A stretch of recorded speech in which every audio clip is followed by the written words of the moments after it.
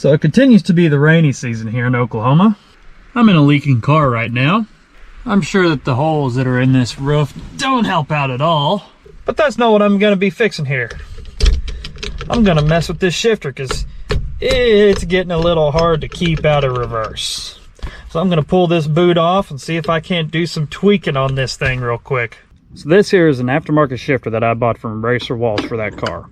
So it's got some interesting wear on it.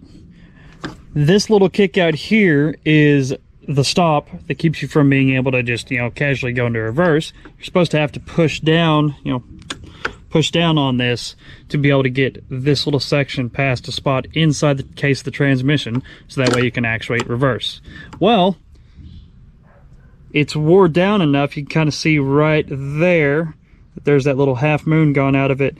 It's actually wore down enough to where it's not keeping my shifter out of reverse. And you can see it's at this weird angle. It's actually supposed to be nice and flat here. So that's something that I am going to have to fix up. A little bit of time with a welder and a file, that'll fix that right up. Another thing that this thing was doing is it sat there and jiggled and jaggled and made all kinds of ruckus while I was going down the road. So I'm going to do something about that, try to alleviate that. I went ahead and took the C-clip out so we can pull this whole shebang out and you can see what's going on here. This right here is the center section of it. So I'm going to go ahead and give this thing a quick little wipe down because it is all covered in gear oil. But we got a little bit of play in this. There's some up and down. So my jiggling business that was going on, the rattle that this thing caused, it looks like I'm not going to be able to fix that. Not without getting a different shifter, and well, I don't feel like trying to fiddle around with that. But I'm going to go ahead and fire up the welder, get this welded up a little bit, and see if I can't get this to where it works nice again. Look at that, got a little bit of weld right there. It's nice and cooled down back to the touch, so I'm just going to file this thing. Got myself a nice file here. I'll dress this up and get it back in the car. Stay tuned for my idea about this situation though, because that is annoying in the car. Man, you can barely recognize it once it's off the shifter shaft. Yep, I got it all pulled apart. Got this section out. This is what's making all the noise.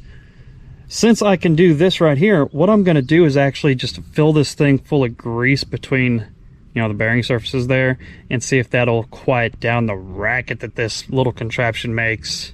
Well, there we are. Got it all put back together, which was as easy as just dropping this assembly in with the C-clip down here and setting it up like this.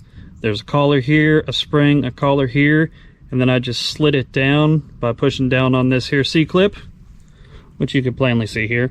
Just pushed it all the way down until it clicked into place. So I'm going to go throw this in the car and we'll see what happens. Alright, got to put back in the car. Let's see how the action is going to reverse. Up. 1, 2, 3, 4. Down. There's reverse. Yeah. Much better. Now I can't accidentally go into reverse while I'm trying to go to first. Try to go, doesn't go.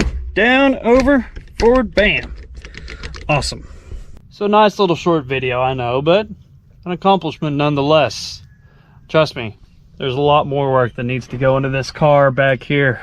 Repair this right here is soon to come. In the meantime, remember, life is short. Stop to pet the kitties. Especially the tiny ones. Say it.